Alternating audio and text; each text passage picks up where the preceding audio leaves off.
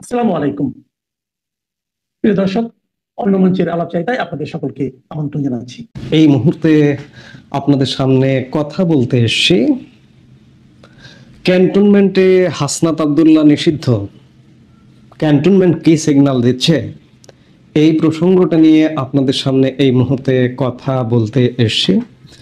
আপনারা যারা সোশ্যাল মিডিয়ায় আছেন নিশ্চয়ই খেয়াল করেছেন গণ অভ্যুত্থানের অন্যতম প্রধান সেফা সালার 24-এর গণ অভ্যুত্থান বলছি, তাদের ভাষায় যেটিকে তারা গণ অভ্যুত্থান বলে, সেই গণ অভ্যুত্থানের সেফা সালার হাসনাত আব্দুল্লাহ আজকে ফেসবুকে খুব সংক্ষিপ্ত আকারে একটা পোস্ট দিয়েছেন ইংরেজিতে।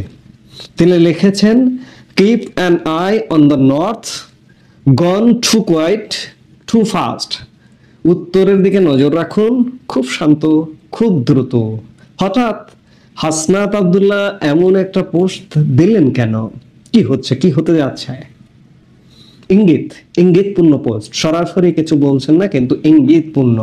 উত্তর বলতে তিনি ক্যান্টনমেন্টকে বোঝাচ্ছেন, ক্যান্টনমেন্টের দিকে নজর রাখতে বলছেন। ক্যান্টনমেন্টে কি ঘটলো এমন হঠাৎ করে? আমরা নানা রকম কানা ঘোষা শুনি যে পরিবর্তনের শব্দ 1 বছর ধরেই পাচ্ছি, আপনাদেরকেও বলছি, কিন্তু কোনো পরিবর্তন নাই, আমরা বিরক্ত। আমাদেরকে যারা এই শব্দগুলো শোনায় আমরাও তাদের উপর বিরক্ত। আপনাদেরকে আমরা বলি, আপনারাও আমাদের প্রতি বিরক্ত হন। কিন্তু ক্যান্টনমেন্টে একটা নাটকীয় ঘটনা ঘটেছে এই মুহূর্তে, যে মুহূর্তে সেনাপ্রধান জেনারেল ওয়াকারুজ্জামান দেশের বাইরে আছেন, মালয়েশিয়াতে আছেন। তিনি ইন্দো প্যাসিফিক অঞ্চলের যে ভারত মহাসাগর এবং প্রশান্ত মহাসাগর অঞ্চলের 12-14টা যে দেশ আছে, সব দেশগুলোর সেনাপ্রধানরা এই মুহূর্তে মালয়েশিয়ায় বৈঠক করছেন। গত 22 সেপ্টেম্বর সেনাপ্রধান জেনারেল ওয়াকারুজ্জামান সেখানে গেছেন এবং বিভিন্ন অসমর্থিত সূত্র বলছে যে ভারতীয় সেনা প্রধানের সাথে ওয়াকারুজ্জামানের বৈঠক হয়েছে। আমার অবশ্য কোনো পত্র পত্রিকায় এটি নজরে পড়েনি, কিন্তু বৈঠক হয়েছে এমনটা শোনা যাচ্ছে। যেটি হোক, সেটি সেনাপ্রধান তিনি বৈঠক করছেন, ইন্দো প্যাসিফিক অঞ্চলের সেনাপ্রধানদের সাথে সম্মেলনে যোগ দিয়েছেন। স্বাভাবিকভাবেই 1-to-1 বৈঠক হবে, এটা খুব স্বাভাবিক, অস্বাভাবিকতার কিছু নেই। তিনি ফিরবেন আজ বাদ পরের দিন, অর্থাৎ আগামী শনিবার 27 সেপ্টেম্বর। কিন্তু এর মধ্যে সেনাপ্রধান 22 তারিখে গেলেন, আর 23 তারিখে ক্যান্টনমেন্টে একটা নাটকীয় ঘটনা ঘটেছে। নাটকীয় ঘটনাটা হলো যে গত 23 সেপ্টেম্বর ঢাকা সেনানিবাসে এনসিপির প্রধান সংগঠক হাসনাত আব্দুল্লাহর প্রবেশ নিষিদ্ধ করে সেনাবাহিনীর সামরিক পুলিশ বা মিলিটারি পুলিশ বা এমপি। পূর্ববর্তী সিদ্ধান্তের অংশ হিসেবে নগরীর অন্যতম নিরাপদ অঞ্চলে নিষিদ্ধ করা হয়েছিল। কচুক্ষেত এলাকার কাছে মিরপুর গেটের দিকে আব্দুল্লাহ যখন ক্যান্টনমেন্টে প্রবেশের চেষ্টা করেন, তখন এই অপ্রীতিকর ঘটনা ঘটে। বাংলাদেশ সেনাবাহিনীর সূত্র জানিয়েছে, সামরিক পুলিশের রক্ষীরা তাকে সংবেদনশীল এলাকায় প্রবেশ করতে বাধা দিলে একটি সংক্ষিপ্ত বাঘ বিতণ্ডা শুরু হয়। ক্যান্টনমেন্টের দ্বিতীয় প্রবেশ পথ হলো দক্ষিণের জাহাঙ্গীর গেট। এরপর আব্দুল্লাহ কয়েকজন সেনা কর্মকর্তার সাথে মোবাইল ফোনে কথা বলার জন্য খানিকটা পিছিয়ে যান, কিন্তু তাতেও কোনো লাভ হয়নি। মিলিটারি পুলিশ বা এমপি রক্ষীরা তাদের অবস্থানে অটল থাকেন। আব্দুল্লাহ স্থান ত্যাগ করার সিদ্ধান্ত নেওয়ার আগে প্রায় 20 মিনিট সেখানে ছিলেন।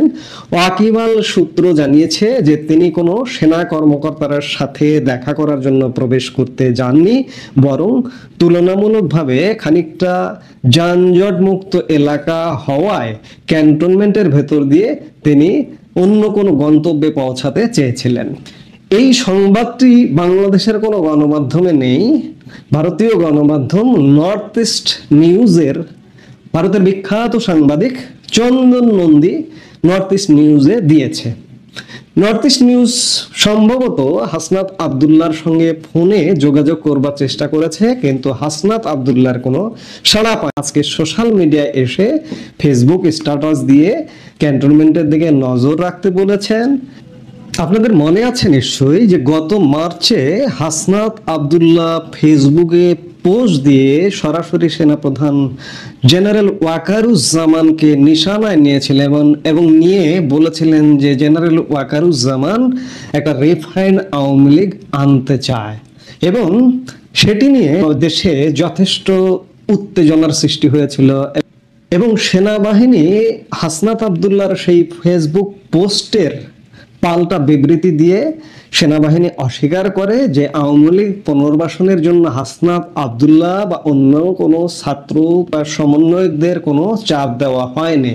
হাসনাতের দাবি অস্বীকার করে সেনাবাহিনী বলেছিল যে জেনারেল জামানের সাথে বৈঠক আব্দুল্লাহ এবং সার্জিস আলমের উদ্যোগে হয়েছিল। তারপর থেকে সেনাবাহিনীর কর্মকর্তাদের সাথে সেনাপ্রধান ছাড়া অন্যান্যদের সাথেও হাসনাতদের যোগাযোগ যথেষ্ট শিথিল হয়ে যায় বা যোগাযোগ বিচ্ছিন্ন হয়ে যায়। এখন প্রশ্ন হচ্ছে যে হাসনাতকে সেনাবাহিনী বা সেনা ক্যান্টনমেন্টে প্রবেশ করতে দেওয়া হলো না। আপনারা জানেন যে কেউ যদি কচুক্ষেত দিয়ে ক্যান্টনমেন্টের ভিতর দিয়ে জাহাঙ্গীর গেট দিয়ে আসে, এটি সর্বসাধারণের জন্য উন্মুক্ত, যে কেউ যেতে পারে, কোথাও কোনো বাধা দেওয়া হয় না। আবার জাহাঙ্গীর গেট দিয়ে ঢুকে কচুক্ষেত দিয়ে বের হওয়া যায়, এটি মানুষ সাধারণত করে। কিন্তু হাসনাত আব্দুল্লাহকে বাধা দেওয়া হলো কেন? হাসনাত আব্দুল্লাহ কি তাহলে ক্যান্টনমেন্টে নিষিদ্ধ হলেন? ক্যান্টনমেন্ট কি বিশেষ কোনো সিগন্যাল দিল? এবং আজকে হাসনাত আব্দুল্লাহ ফেসবুকে পোস্ট দিয়ে আলাদা করে জানান দিলেন যে উত্তরে নজর রাখতে। উত্তরে কি কোনো পরিবর্তন আসছে? আমরাও বিভিন্ন সময় বিভিন্ন কানাঘষা শুনছি যে পরিবর্তন হতে হবে, সেনাবাহিনীর কর্মকর্তাদের মধ্যে আলাপ আছে, অবসরপ্রাপ্তদের মধ্যে আলাপ আছে যে একটা পরিবর্তন আসতে হবে। কারণ সেনাবাহিনী দীর্ঘদিন প্রায় 1 বছরের বেশি সময়, প্রায় 13-14 মাস মাঠে আছে, ম্যাজিস্ট্রেসি পাওয়ার নিয়ে আছে, এবং এতে করে সেনাবাহিনী বিতর্কিত হচ্ছে, ইতিমধ্যে বিতর্কিত হয়েও গেছে। আপনারা কদিন আগে একজন সাবেক সেনাপ্রধান ইকবাল করিম ভুঁইয়ারও পোস্ট দেখেছেন যে তিনিও একটা বক্তব্য বলেছেন যে সেনাবাহিনী দীর্ঘদিন মাঠে থাকতে পারে না, সেনাবাহিনীর ব্যারাকে ফিরে যাওয়া উচিত।